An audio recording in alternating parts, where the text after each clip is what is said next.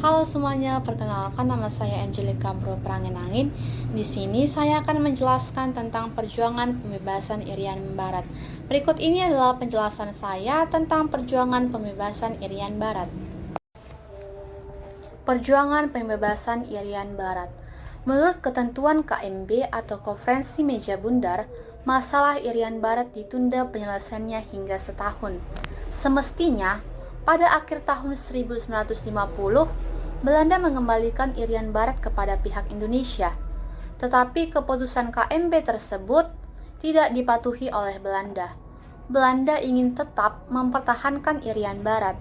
Oleh sebab itu, bangsa Indonesia berusaha keras untuk merebut Irian Barat dari Belanda. Usaha-usaha atau perjuangan yang dilakukan Indonesia seperti yang pertama, yaitu perjuangan melalui diplomasi, politik, dan ekonomi. Yang A yaitu perjuangan diplomasi. Bentuk-bentuk perjuangan secara diplomasi seperti yang pertama yaitu upaya perundingan dengan Belanda. Masalah Irian Barat ditunda penyelesaiannya selama 1 tahun. Oleh karena itu, pada waktu berlangsungnya upacara kedaulatan, wilayah Irian Barat tidak termasuk sebagai daerah RIS atau Republik Indonesia Serikat. Berdasarkan keputusan KMB, semestinya pada akhir tahun 1950 sudah ada upaya untuk mengembalikan Irian Barat kepada Indonesia. Tetapi keputusan KMB tersebut tidak berjalan dengan lancar. Belanda ingin tetap mempertahankan Indonesia. Oleh karena itulah, Indonesia ingin mengembalikan Irian Barat melalui upaya diplomasi dan berunding secara langsung dengan Belanda. Yang kedua yaitu upaya diplomasi melalui PBB. Karena usaha untuk mengembalikan Irian Barat tidak berhasil, maka Indonesia juga berusaha melalui jalur PBB atau Perserikatan Bangsa-Bangsa. Sejak tahun 1953, usaha melalui PBB dilakukan oleh Indonesia. Sampai dengan Desember tahun 1957, usaha itu juga tidak mendapatkan sebuah hasil. Yang B yaitu perjuangan melalui jalur politik. Bertepatan pada HUT Proklamasi Kemerdekaan Republik Indonesia yang ke-11, yaitu pada tanggal 17 Agustus 1956, Kabinet Ali Sastroamidjojo membentuk pemerintahan sementara Irian Barat yang memiliki tujuan sebagai pernyataan pembentukan Irian Barat sebagai bagian dari Republik Indonesia. Provinsi Irian Barat yang terbentuk menjadi daerah yang masih diduduki oleh Belanda, daerah Tidore, Oba, Patani, dan Wasite di Maluku Utara. Akibat dari pembentukan sementara Provinsi Irian Barat tersebut, Belanda makin terdesak secara politis. Yang C yaitu perjuangan melalui jalur ekonomi. Tanggal 18 November 1957 diadakannya gerakan pembebasan Irian Barat dengan melakukan rapat umum di Jakarta. Beberapa contoh perusahaan Belanda yang diambil alih oleh pemerintah Indonesia seperti yang pertama yaitu perbankan seperti Netherlands, Handel, Maca Sapili diubah menjadi Bank Dagang Indonesia. Yang kedua yaitu perkapalan, yang ketiga perusahaan listrik Philips, yang keempat beberapa perusahaan perkebunan.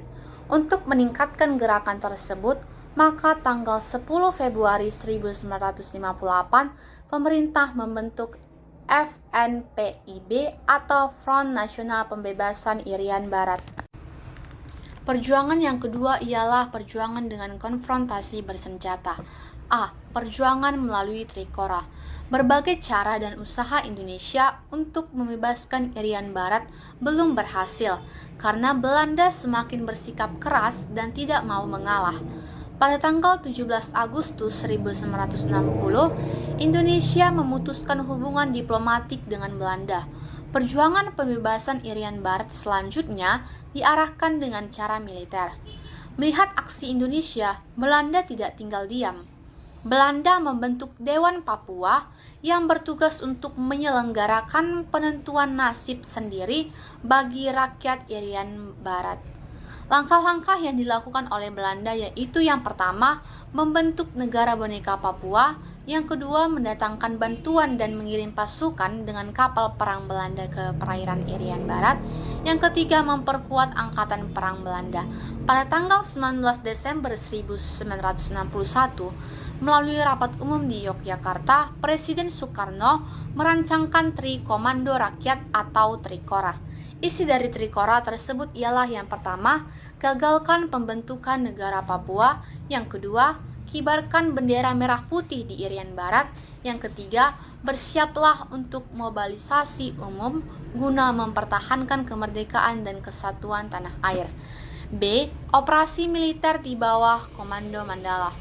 Komando Mandala melaksanakan tugasnya dengan langkah-langkah seperti yang pertama, merencanakan, mempersiapkan, dan melaksanakan operasi militer. Yang kedua, mengembangkan situasi militer di wilayah Provinsi Irian Barat. Operasi militer yang telah mendaratkan pasukan di beberapa tempat seperti yang pertama, operasi benteng di Fak-Fak dan Kaimana. Yang kedua, operasi Serigala di Sorong dan Teminambuan. Yang ketiga, operasi Naga di Maroke. Yang keempat, operasi Jayatu di Sorong, Kaimana, dan Maroke. Gerakan militer tersebut dilakukan hingga pasukan Belanda berhasil mendarat dan menguasai beberapa daerah di Irian Barat. Yang C. Penyelesaian konflik Indonesia-Belanda. Yang pertama yaitu rencana Bunker. Bunker mengusulkan beberapa pokok penyelesaian masalah Irian Barat secara damai. Pokok-pokok tersebut ialah yang pertama, Belanda akan menyerahkan Irian Barat kepada Indonesia melalui PBB atau Perserikatan Bangsa-Bangsa. Yang kedua, pemberian hak bagi rakyat Irian Barat untuk menentukan pendapat. Penyelesaian yang kedua ialah akhir konfrontasi Irian Barat dan Papua. Pada tanggal 19 Agustus 1962, datanglah pemerintah untuk menghentikan tembak-menembak antara kedua pihak. Dengan demikian, Operasi Jayawijaya batal direncanakan. Pada tanggal 1 Oktober 1962, Belanda menyerahkan Irian Barat kepada UNTEA atau PBB. Pada tanggal 1 Mei 1963, PBB menyerahkan Irian Barat kepada Indonesia. Dengan demikian, berakhirlah kekuasaan Belanda di Indonesia. Nama Irian Barat selanjutnya diganti menjadi Irian Jaya. Demikian yang dapat saya sampaikan, semoga dapat bermanfaat bagi kita semua. Terima kasih.